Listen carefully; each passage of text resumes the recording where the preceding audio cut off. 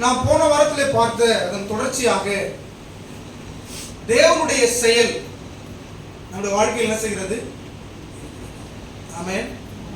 இப்போ இன்றைக்கு பார்க்க போகிற ஒரு தேவனுடைய செயல் இரண்டாம் தலைப்பு தொடர்ச்சி என்னன்னா, நாம் சரியாய் வாழ்வோம், ஆலயத்துக்கு வருவோம், நேரத்தோட வருவோம், ஆண்டவருடைய ஊழியத்தில் பங்கு பெறுவோம், காணிக்கை கொடுப்போம், ஆண்டவருக்கு உண்மையா இருப்போம். ஆனா நம்ம பிரச்சனை, நம்ம வாழ்க்கையில் இருக்கிற பிரச்சனை மட்டும் நம்மளை விட்டு போகாது. என்ன செய்யாது? போகாது. இப்போ அதை பார்க்கும்போது நமக்கும் ஒரு கேள்விக்குறி இருக்கும், ஏன்டா இந்த பிரச்சனை மாற மாட்டேது? அடுத்தவங்களுக்கும் இருக்கும், ஏன் அவங்களுக்கு அந்த பிரச்சனை மாற மாட்டேது? அதுல நாம் கண்டுபிடிக்க வேண்டும், அதுல தேவனுடைய செயல் ஒன்று இருக்கிறது. ஆமென் சொல்லுங்க. உற்சாகமா சொல்லுங்க. அல்லேலூயா. இதை புரிந்து கொள்ள வேண்டுமானால் நாம் அப்போஸ்தலர் 27வது அதிகாரத்தை எடுக்கணும்.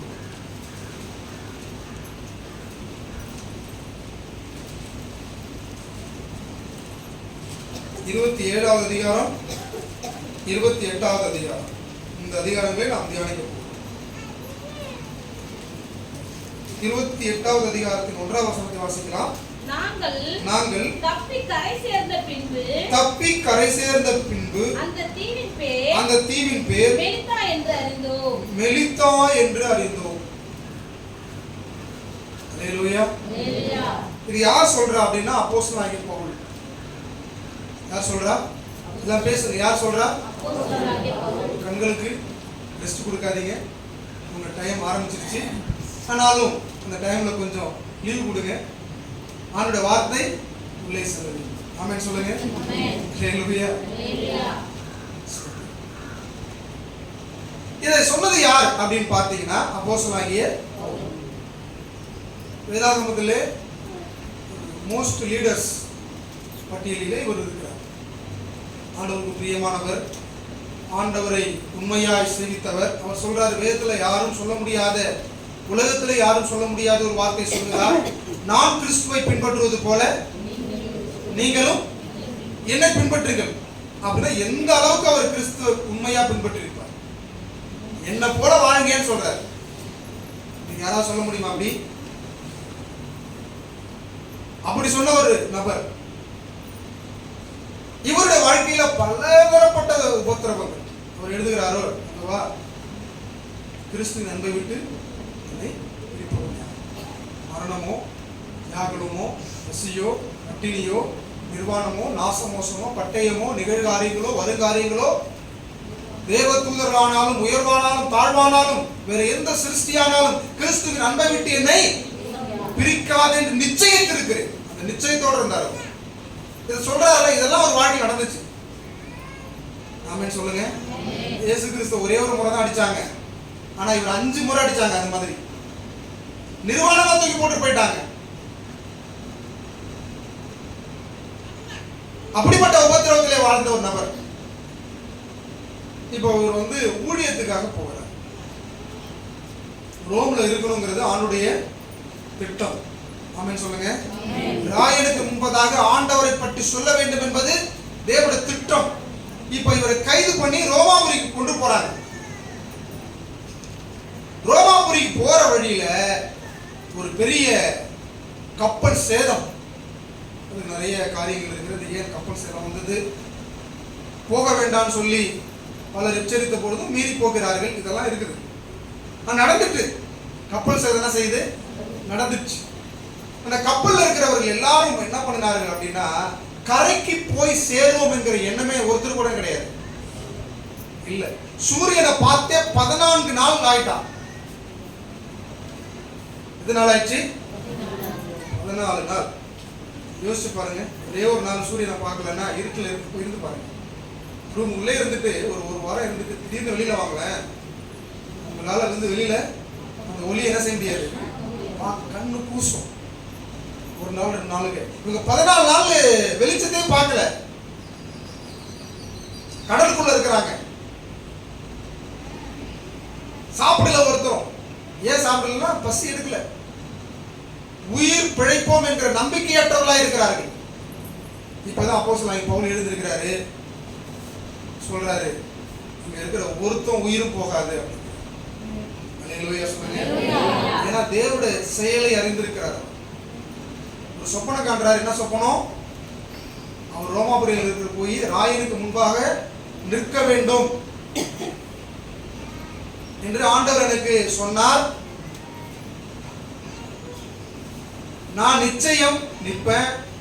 நான் மட்டும் இல்ல, இங்க இருக்கிற ஒருத்தனுக்கும் என்ன வராது, உயிர் சேதம் வராது. ஆமென் சொல்லுங்க. அல்லேலூயா. ஜாம சொல்லுங்க. அல்லேலூயா. இப்படி ஒரு கப்பல் சேதம் நடந்துருச்சு. கப்பல் சேதம் நடந்த உடனே ஒரு தீவு கிட்ட போய் கரை ஒதுக்குறாங்க. நல்லா அதை நீங்க விஷுவலா பார்க்கணும், ஒரு கற்பனையா பண்ணி பார்க்கணும். எப்படி போய் அந்த கப்பல் கரை ஒதுங்கி இருக்கும் என்பதை நீ பார்க்க வேண்டும்.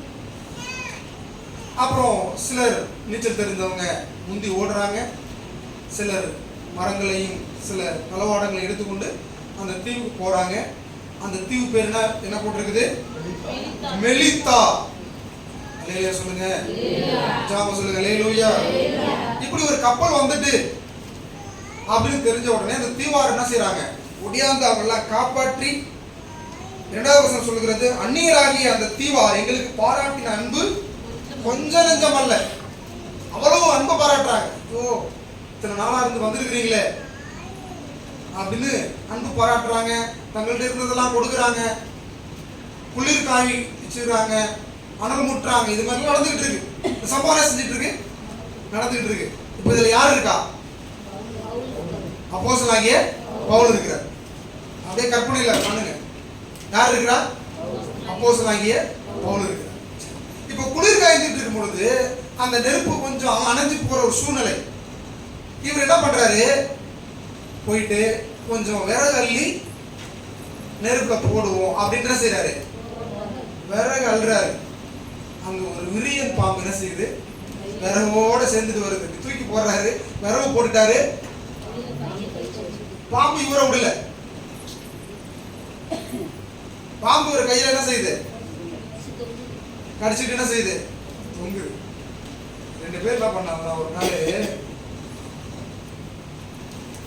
குளூர்ல அப்படியே நடிக்கிட்டு உட்கார்ந்து இருக்காங்க. அப்போ அவர் சொன்னா, ஒரு போர் வருதா நல்லா இருக்க மாட்டாங்க.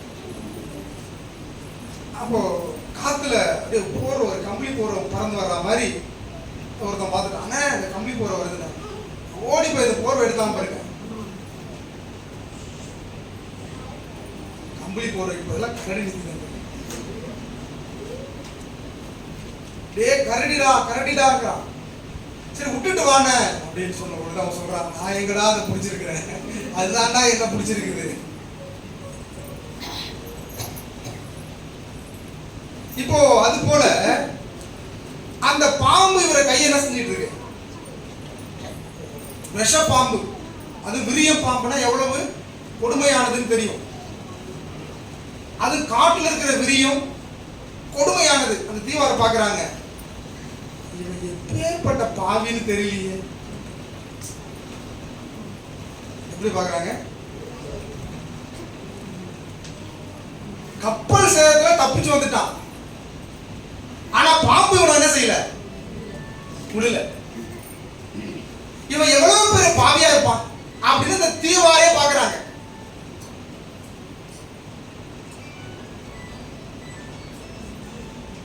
கரெக்டா அந்த நேரத்தை உங்க சிலடிக்குதுமா.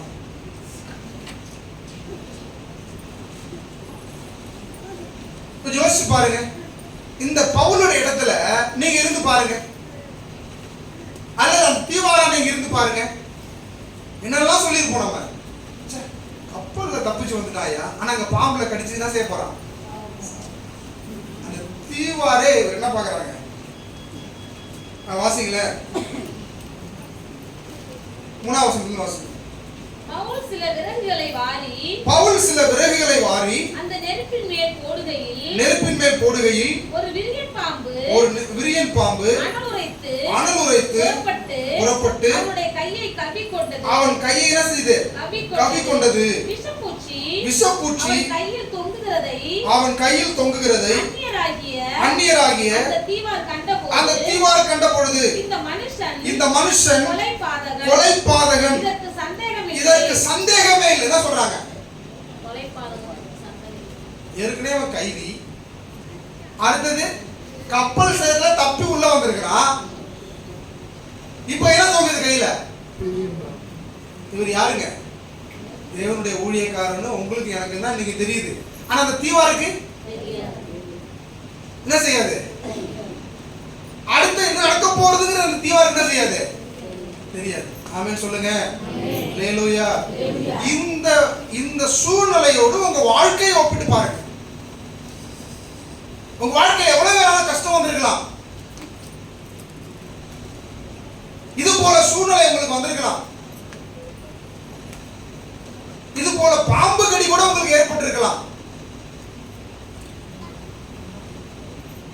விபத்து ஏற்பட்டிருக்கலாம். மரணத்தின் விளிம்பிலே நீங்கள் நின்று கொண்டிருந்திருக்கலாம். அப்பெல்லாம் யோசிச்சிருப்போம், ஆண்டவரே என்னை கைவிட்டுட்டீங்களா? ஆண்டவரே என்னை விட்டுட்டீங்களா?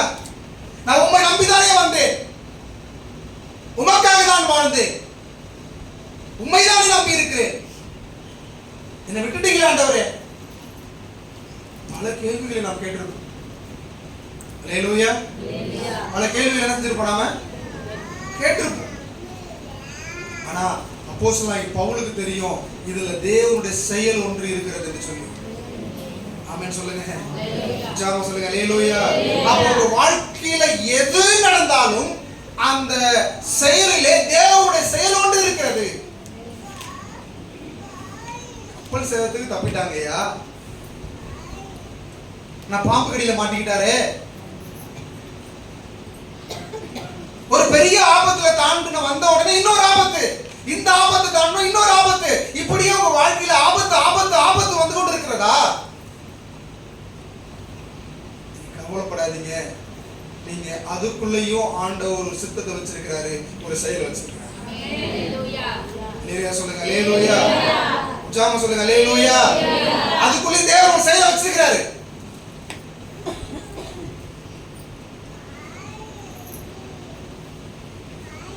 அந்த தீவார் பாக்குறாங்க, இன்னும் கொஞ்ச நேரத்துல இவன் வீங்கி சாக போறான் அப்படின்னு பார்த்துட்டு இருக்காங்க.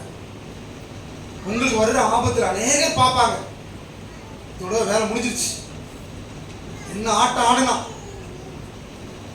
என்ன பேச்சு பேசுனா, வேலை நினைஞ்சிருச்சு, முடிஞ்சிடுச்சு அப்படின்னு உலகமே உங்களை எதிர்பார்த்து கொண்டிருந்தாலும், உங்கள் மரணத்தை எதிர்பார்த்து கொண்டிருந்தாலும், உங்கள் விழுகை எதிர்பார்த்து கொண்டிருந்தாலும், அந்த இடத்திலிருந்து உங்க வாழ்க்கையை துளிர்க்க வைக்க தேவனால முடியும்.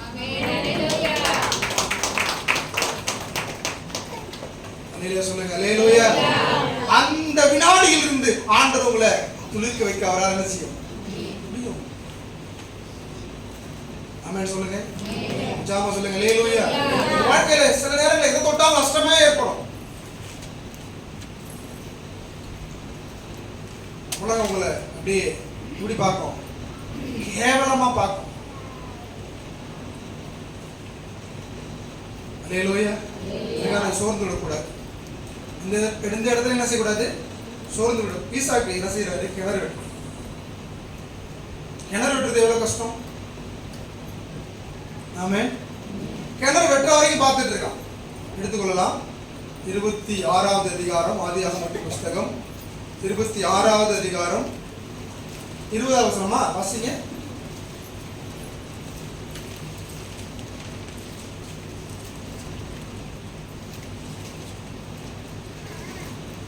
எடுத்துட்டீங்களா? 26 20 வாசிங்க. இந்த தண்ணீர் தங்களுடையது என்று சொல்லி ஈசாக்குடைய மேய்ப்பருடனே வாக்குவாதம் பண்ணினார்கள். அவர்கள் தண்ணீருடைய வாக்குவாதம் பண்ணினபடியா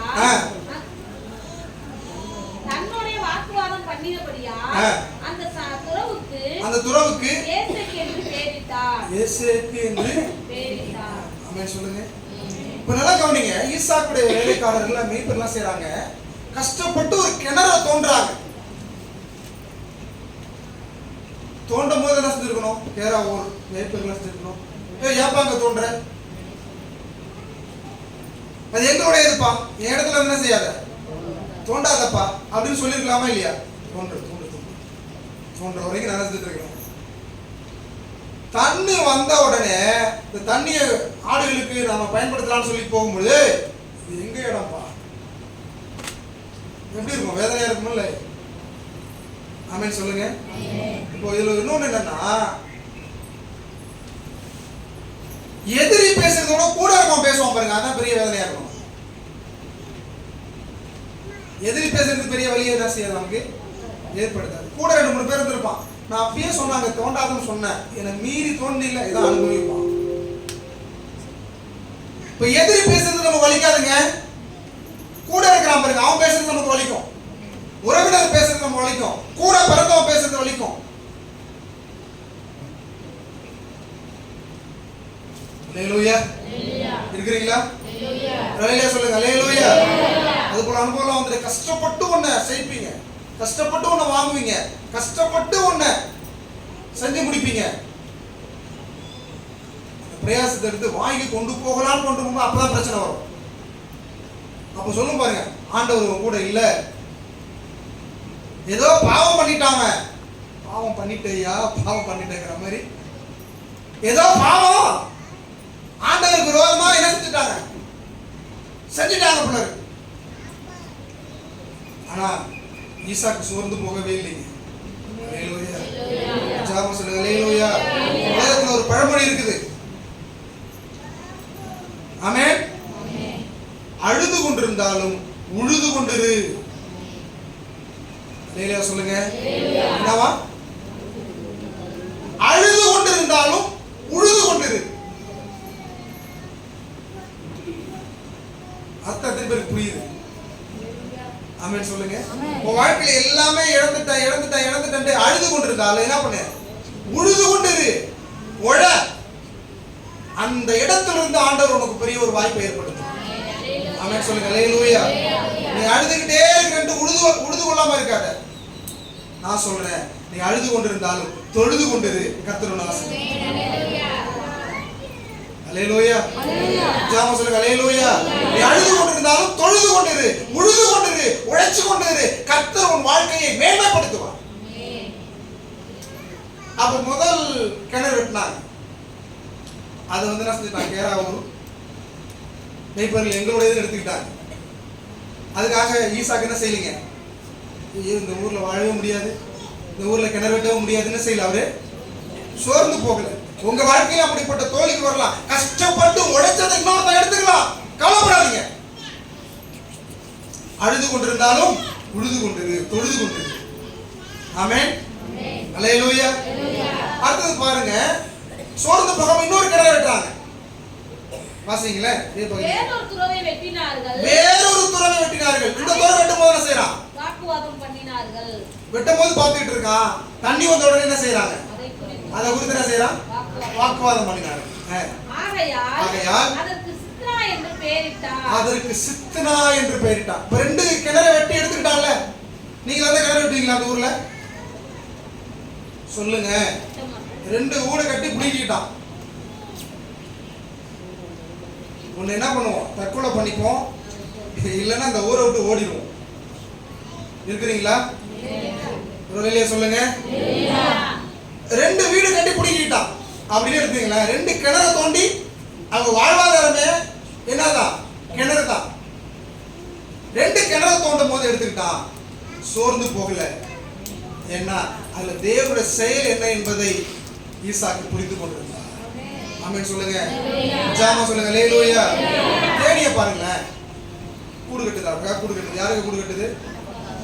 உங்களுக்காவா? சொல்லி சாப்பிட்டு அது சாப்பிடுறதுக்காக என்ன செஞ்சுச்சு? அல்லேலூயா. அது சாப்பிடுறதுக்காக என்ன செஞ்சுச்சு?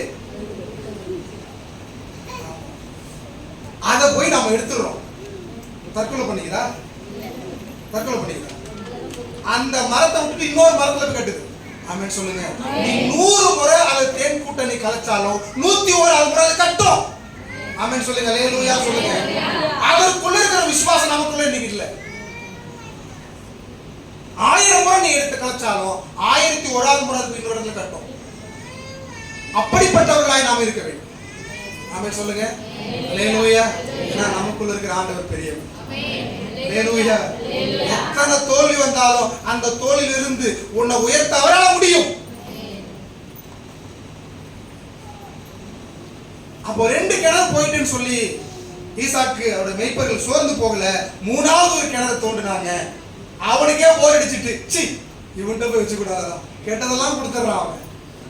ஆமென் சொல்லுங்க. 3வது கிணறு தோண்டி தண்ணி எடுக்கிறாங்க. தண்ணி அருமையா இருக்குது. யாரும் வாக்குவாதத்துக்கு வரவே இல்லை. ஆமென் சொல்லுங்க. அதுக்கு பேர் வைக்கிறாரு தொடங்கி விட்டது. ஆமென் சொல்லுங்க. நீங்க சோர்ந்து போகாதீங்க. உங்க வாழ்க்கையில சித்தனா வரலாம், ஏசேக்கு வரலாம். ஆனா நீங்க உழைத்து கொண்டே இருங்க, ஓடிக்கொண்டே இருங்க, ஜெபித்து கொண்டே இருங்க. கர்த்தர் உங்க வாழ்க்கையில ஒரு ரகபோத்தை வச்சிருக்கிறாரு. ஆமென் சொல்லுங்க. 1000 காரணங்கள் வரலாம், 1000 இழப்புகள் வரலாம், 1000 மரணங்கள் வரலாம், 1000 தோல்விகள் வரலாம். ஆனா நம்ம ஓடிக்கொண்டே இருக்க வேண்டும். ஆண்டவர் நமக்காக ஒரு எல்லையை வைத்திருக்கிறார். ஆமென் சொல்லுங்க. ஜாம சொல்லுங்க. அல்லேலூயா. ஆண்டவர் என்ன பண்ணிருக்காரு நம்ம வாழ்க்கையில ஒரு எல்லையை வச்சிருக்கிறாரு, ஒரு இலக்கை வச்சிருக்கிறாரு, ஒரு ஆசீர்வாதத்தை வச்சிருக்கிறாரு.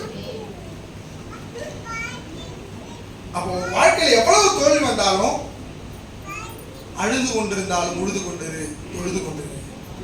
ஆமென் சொல்லுங்க. ஜாம சொல்லுங்க. அல்லேலூயா. இன்னொரு கவிதை நான் வாசித்தேன். உழைக்கிறவன் ஊசியின் முனையில் இருந்தாலும் உயர்வை பெறுவான். என்னவா? உழைக்கிறவன் ஊசியின் நுனியில் இருந்தாலும் உயர்வை பெறுவான். நீங்க ஊசி நுனியில் இருக்கிற இடம் தான் எனக்கு இருக்கு. ஊசியுடைய நுனியை யோசிச்சு பாருங்க. அவ்வளவுதான் எனக்கு இடம் இருக்கு. அங்க இருந்தாலும் உழைக்கிறவனால உயர்வை பெற முடியும். அல்லேலூயா சொல்லுங்க. அங்க இருந்தும் கர்த்தர் உன்னை உயர்த்த முடியும். இதெல்லாம் பார்த்துட்டு இருக்கோம். நம்ம வாழ்க்கையில் நடக்கிற எல்லாவற்றிலும் ஒரு தேவ செயல் என்ன செய்யுது இருக்கிறது. ஆமென் சொல்லுங்க. அப்படியே நாம பவுலுடைய வாழ்க்கைக்கு வந்துடும். பெரிய ஒரு கப்பல் சேதத்துல இருந்து என்ன செய்யறாரு அவரு வருகிறார். கப்பல் சேதத்துல தப்பிச்சு அந்த மெலிதா தீவிலே வந்து என்ன செய்யறாங்க, கரையேறாங்க. அப்போ அவர்கள் குளிர் காய்ந்து கொண்டிருக்கும் பொழுது ஒரு விரியன் பாம்பு என்ன செய்யுது, அவருடைய கையை என்ன செய்யுது, படித்த பகுதி தான். ஆமென் சொல்லுங்க. இருக்கிறீங்களா எல்லாரும்? வழியிலே சொல்லுங்க. தூங்குறவங்க எல்லாம் ஒரு 2 நாள் இருக்குது. இப்போ அந்த ஊரார் அந்த தீவார் பாக்குறாங்க. ஐயோ இவன் எவ்வளவு பெரிய பாவியா, பெரிய கப்பல் சேதத்துல தப்பி வந்தான், ஆனா பாம்பு கடியில செஞ்சுட்டான், மாட்டிக்கிட்டான். இன்னும் கொஞ்ச நேரத்துல அவன் என்ன செய்ய போறான், உடல் வீங்கி வெடிச்சு சாக போகிறான். அவன் சாகிறத அந்த தீவார் பார்த்து கொண்டே இருக்கிறாங்க. இது போல வாழ்க்கை உங்களுக்கு இருக்கலாம். உலகமே உங்க விழுகையை எதிர்பார்த்து கொண்டிருக்கலாம். நீ எப்ப சாவனை எதிர்பார்த்து கொண்டிருக்கலாம், நீ எப்ப விழுவனை எதிர்பார்த்து கொண்டிருக்கலாம், நீ எப்ப சோர்ந்து போவனை எதிர்பார்த்து கொண்டிருக்கலாம், நீ எப்ப ஒண்ணுமே இல்லாம போவனை எதிர்பார்த்து கொண்டிருக்கலாம். அந்த வேளையிலும் கர்த்தருடைய செயல் உன் வாழ்க்கையில தொடங்க ஆரம்பிக்கும். ஆமென் சொல்லுங்க. அந்த இடத்துல கர்த்தர் உன்னை உயர்த்த முடியும். உன் சாவின் விளிம்பில் இருந்து கர்த்தர் உன்னை உயர்த்த முடியும். அல்லேலூயா சொல்லுங்க. ஏன்னா அதோட பாம்போட விஷம் என்னங்கிறது அந்த தீவாருக்கு தான் செய்யும். அந்த பாம்பு கடிச்சு உரத்தோம்னா என்ன ஆனதில்லை, உயிரோட வந்ததே இல்ல. அவனை பாவியா பார்த்துட்டு இருக்காங்க, கொலைபாதகனா பார்த்துட்டு இருக்காங்க. ஆமென் சொல்லுங்க. அல்லேலூயா. 4 வசனத்தை வாசிங்க. விஷப்பூச்சி 28:4. அப்போஸ்தலர் 28:4. விஷப்பூச்சி அவன் கையிலே தொங்குகிறதை அந்நியராகிய அந்த தீவார் கண்டபோது இந்த மனுஷன் கொலைபாதகன், இதற்கு சந்தேகமில்லை, அவன் சமுத்திரத்திற்கு தப்பி வந்தும் பழியானது இவனை பிழைக்க ஒட்டவில்லை என்று சொல்லிக் கொண்டார்கள். தங்களுக்குள்ள செய்றாங்க. என்ன சொல்றாங்க, எவ்வளவு பெரிய பாவியாயா, கப்பல்ல தப்பி வந்துட்டாயா, ஆனா பாம்பு கிட்ட மாட்டிட்டாயா, இவன் ஏதோ ஒரு பாவம் செஞ்சுட்டு வந்ததுனாலதான் இந்த பழி இழச்சிட்டான், மாட்டிக்கிட்டான்னு சொல்லி அந்த தீவார் தங்களுக்குள்ள என்ன செய்யறாங்க, பேசிக்கிட்டு இருக்காங்க. ஆமென் சொல்லுங்க, உற்சாகமா சொல்லுங்க, அல்லேலூயா.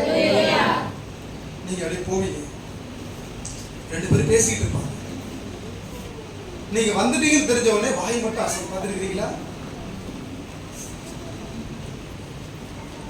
பார்த்துருக்கிறீங்களா? ஆமென்.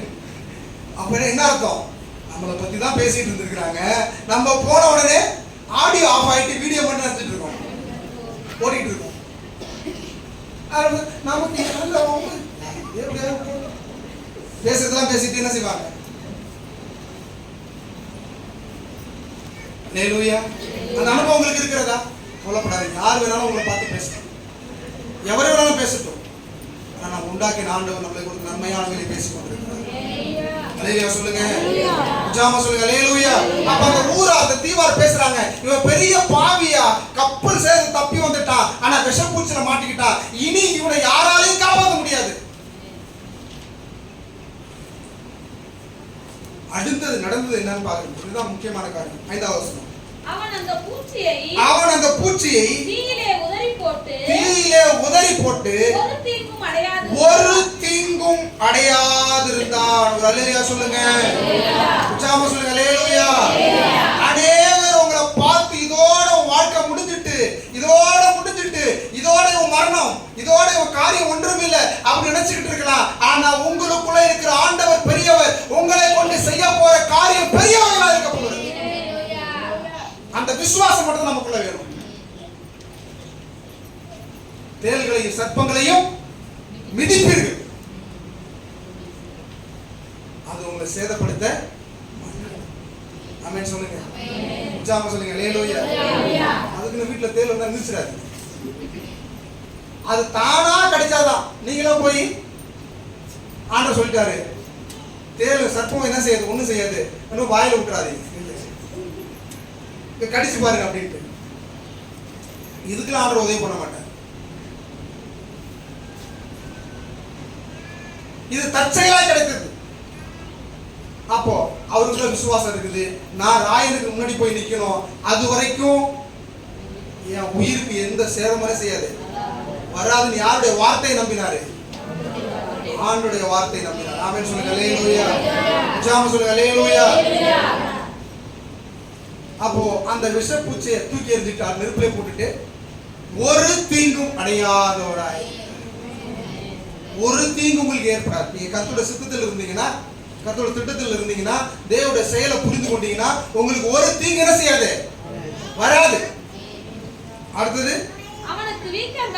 அவனுக்கு வீக்கம் கண்டு அல்லது அவன் சடிதியாய் விழுந்து சாவான் என்று அவர்கள் பார்த்து கொண்டிருந்தார்கள். நெடுநேரமாய் பார்த்து கொண்டிருந்தோம், ஒரு சேதமும் வராததை கண்டு வேறு சிந்தையாகி இவன் தேவன் என்று சொல்லிக் கொண்டிருந்தார்கள். ஆமென் சொல்லுங்க. முன்னாடி தான் சொன்னா, இவனை போல பாவி இல்லையா, மனுஷன் மாறி மாறி பேசுறான். நீங்க கொடுக்கல, உங்களை மாதிரி நல்லவங்களே இல்லைங்கப்பா, ஒண்ணு கொடுக்காம இருக்கல இருக்க போல உலகத்திலே ஒண்ணு இல்லை. ஆமே, அதான் உலகம். இப்போ அவன் தான் சொன்னான், அந்த ஊர் ஜனங்க தான் சொன்னாங்க, அந்த தீவார் தான் சொன்னாங்க. என்ன சொன்னாங்க? எவ்வளவு பெரிய பாவின்னு தெரியல, கப்பல் சேதம் தப்பி வந்தவன் பாம்பு கடியில மாட்டிக்கிட்டான். இவனாலதான் இந்த கப்பல் சேதம் வந்திருக்கு போல இருக்கு. இவன் கூட வந்ததுனால இந்த மற்ற பாவியெல்லாம் மாட்டிக்கிட்டாங்க. ஆனா ஒண்ணு தெரிஞ்சுக்க, இவனாலதான் இந்த கப்பலே தப்புனுச்சு. நீங்க போற பஸ் சரியா போய் ஒரு இடத்துக்கு போகுதா, அது நீங்க போறதுனாலதான். ஆமென் சொல்லுங்க, ஜாம சொல்லுங்க, அல்லேலூயா. நீங்க போற ட்ரெயின் சரியான இடத்துக்கு போகுதா, அதுல கர்த்தருடைய தேவ தூதர்கள் உங்களை காப்பாத்துறதுனால கூட வரவங்களை காப்பாத்துறாரு. அல்லேலூயா சொல்லுங்க, ஜாம சொல்லுங்க. அந்த விசுவாசம் நமக்குள்ள இருக்கணும். நம்ம போறோம்னா சாதாரணமா போலீங்க, நமக்கு முன்னாடி தேவ தூதர்கள் போறாங்க. அல்லேலூயா சொல்லுங்க. நமக்கு முன்னாடி தேவ சமூகம் போகிறது, ஆண்டு ரத்தம் போகிறது, ஆண்டவரே போகிறார். ஆமென் சொல்லுங்க, அல்லேலூயா. அதே வாய் சொல்லுது, இவன் சாதாரண மனுஷன் இல்ல, தேவன். ஆமென் சொல்லுங்க. உற்சாகமா சொல்லுங்க. அல்லேலூயா. அவனுக்கு ஒரு சேதமும் வராததை கண்ட பொழுது வேறு சிந்தையாகி இவன் தேவன் என்று சொல்லிக் கொண்டார்கள். அடுத்தது தீவோட முதலாளி வர்றான். 7வது வசனம் வாசிங்க. தீவுக்கு முதலாளியாகிய புபிலியு என்னும் பேர் கொண்டவனுடைய நிலங்கள் அந்த இடத்திற்கு சமீபமாய் இருந்தது. அவன் எங்களை ஏற்றுக்கொண்டு 3 நாள் பட்சமாய் விசாரித்தான். புபிலியுடைய தகப்பன் ஜுரத்தினாலும் இரத்தப்பேதியினாலும் வருத்தப்பட்டு கிடந்தான். பவுல் அவனிடத்திற்கு போய் ஜெபம் பண்ணி அவன் மேல் கைகளை வைத்து அவனை குணமாக்கினான். ஆமென் சொல்லுங்க. கொஞ்ச நேரத்துக்கு முன்னாடி யாரு இந்த நேரத்துல சாவ போறான், பெரிய பாவி. ஆனா அதுக்கப்புறம் அந்த ஊர்ல உள்ள எல்லாரையும் குணமாக்குற பெரிய வைத்தியனா கர்த்தர் பார்த்தார். ஆமென் சொல்லுங்க. அல்லேலூயா. நீங்க உங்க வியாதியை பார்த்து, உங்க வறுமையை பார்த்து, உங்க நிலைமையை பார்த்து அநேக கேவலமா பேசலாம். ஆனா ஒரு காலம் வரும், உங்க கை பட்ட உடனே அநேகருடைய குணம், அநேகர் ஆறுதல் அடைய போறாங்க, அநேகர் ஆரோக்கியம் அடைய போறாங்க. ஆமென் சொல்லுங்க. உற்சாகமா சொல்லுங்க. அல்லேலூயா. அது மட்டும் இல்ல, இது நடந்த பின்பு 9வது வசனம். நடந்த பின்பு தீவிலே இருந்த மற்ற வியாதிக்காரரும் வந்து குணமாக்கப்பட்டார்கள். அவர்கள் எங்களுக்கு அநேக மரியாதை செய்து கப்பல் ஏறி போகிற போது எங்களுக்கு தேவையானவைகளை ஏற்றினார்கள். எங்களுக்கு தேவையானவைகள் எல்லாம் ஏற்றினார்கள். ஒரு நாள் மதிக்கவே இல்லை. உங்களை யாரும் மதிக்காம இருக்கிறாங்களா? உங்களை ஏற்றுக்கொள்ளாம இருக்கிறாங்களா? ஒரு காலம் கர்த்தர் உங்களுக்கு வச்சிருக்கிறாரு. ஆண்டோட திட்டத்தை மட்டும் மறந்துடாதீங்க, ஆண்டோட சித்தத்தை மட்டும் மறந்துடாதீங்க. அவன் என்ன மதிக்கல, இவன் என்ன மதிக்கல, அவன் எனக்கு முக்கியத்துவம் கொடுக்கல, அவன் என் பத்திரிக்கையில பெருசா பேரை போடல, எனக்கு பத்திரிக்கை வைக்கல, எனக்கு நோட்டீஸ் கொடுக்கல, என்ன அழைக்கல, நீ கவலைப்படாத. ஒரு காலம் ஆமென் சொல்லுங்க. அதான் உங்களை புரிஞ்சுங்களேன். யாருடைய வளர்ச்சியும் யாரும் தடை பண்ண முடியாது. எல்லாரையும் உயர்த்துகிறவர் கர்த்தர் இருக்கிறார். அவர் உங்களை நிச்சயம் உயர்த்துவார். சில நேரங்களில் நமக்கு தோணும், நான் எவ்வளவு பெரிய ஆளு, நான் எவ்வளவு படிச்சிருக்கிறேன், எவ்வளவு இந்த ஞானம் இருக்கு, என்னை யாருமே மதிக்கல. கர்த்தருக்குள்ள மட்டும் அடங்கிருங்க. ஒரு காலத்தை கர்த்தர் வச்சிருக்கிறார். ஆமென் சொல்லுங்க. அந்த காலத்துல யாரெல்லாம் உங்களை விலகி போனாங்களோ, யாரெல்லாம் உங்களை அவமதித்தாங்களோ, யாரெல்லாம் உங்களை அவமானப்படுத்தினாங்களோ, அவங்க உங்களுக்கு மரியாதை செய்யக்கூடிய காலம் வரும். ஆமென் சொல்லுங்க. அல்லேலூயா. அந்த காலம் நிச்சயமா கொண்டு வரும். யோசிப்பு எடுத்துக்கலுங்க. யாரு குடியில தூக்கி போட்டாலும் அவங்க வந்து காலில் விழுறான். நடந்துச்சா இல்லையா? ஆமென் சொல்லுங்க. ஜாம சொல்லுங்க. அல்லேலூயா. அல்லேலூயா. ஆண்டவரால் செய்ய முடியும். இன்றைக்கும் ஒரு அற்புதம் செய்கிறார். எனக்கு தெரிந்த ஒரு சகோதரர் இருக்கிறார். அவர் ஒரு காரைக்கால் ஒரு கடை வச்சிருக்கார். அப்போ அந்த கடையில இருந்து அவர் எப்படியாவது காலி பண்ணணும் எல்லா கடைக்காரங்களும் செய்யறான், வேலை பார்க்கறான். காலி பண்ணிட்டு ஏற்பாடு பண்ணிட்டான். இவர் எங்கேயாவது ஒரு தட்டு வண்டி போட்டுட்டு கிடைச்சிக்கலாம் அப்படின்ட்டு கடையும் பார்த்துட்டு இருக்கிறாரு. அந்த அந்த இடத்துக்கு அந்த கடையில தான் இருக்கிறாரு. அந்த கடையை சுத்தி ஒரு தொப்பி போட்டுட்டு தான் செய்யறாரு. சுத்தி சுத்தி வர்றாரு. திடீர்னு அந்த தொப்பி போட்டவரு அவரை கூப்பிடுறாரு, வாங்க, நீங்க அந்த கடையில் இருக்கிறீங்களா? ஆமாங்க, நான் தான் இருக்கிறேன் அப்படின்னு அவர் சொல்றாரு. இப்ப இந்த இடத்த நான் தான் வாங்கியிருக்கிறேன். ஆமென் சொல்லுங்க. உங்களை பார்த்தோன்னு எனக்கு பிடிச்சிருச்சு. இந்த எல்லா கடையோட இன்சார்ஜ் நீங்க தான். ஆமென் சொல்லுங்க. உற்சாகமா சொல்லுங்க. அல்லேலூயா. இப்போ யாரெல்லாம் துரத்து நினைச்சானோ அவன்லாம் அவமானப்பட்டு இவர்கிட்ட கொண்டு வாடகை கொடுக்குறான். எப்படி இருக்கும்? எவரையும் மேன்மைப்படுத்த கர்த்தரால் கூடும். நாம மட்டும் என்ன செய்யணும்னா, ஒரு சோதனையை பார்த்த உடனே, ஒரு கப்பல் சேதத்தை பார்த்த உடனே, ஒரு பாம்பு கடியை பார்த்த உடனே, ஒரு மரணத்தை பார்த்த உடனே, ஒரு இழப்பை பார்த்த உடனே நம்ம சோர்ந்து போய்விடக்கூடாது. இதுல தேவ திட்டம் என்ன என்பதை நம்ம பார்க்கணும்.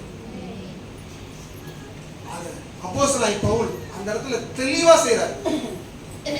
நமக்குள்ள என்ன விசுவாசம் இருந்தாலும் பாம்பு கடிச்சிட்டு என்ன பண்ணுவோம்? வதறிடுவோம் அப்படியே. ஆமாவா இல்லையா?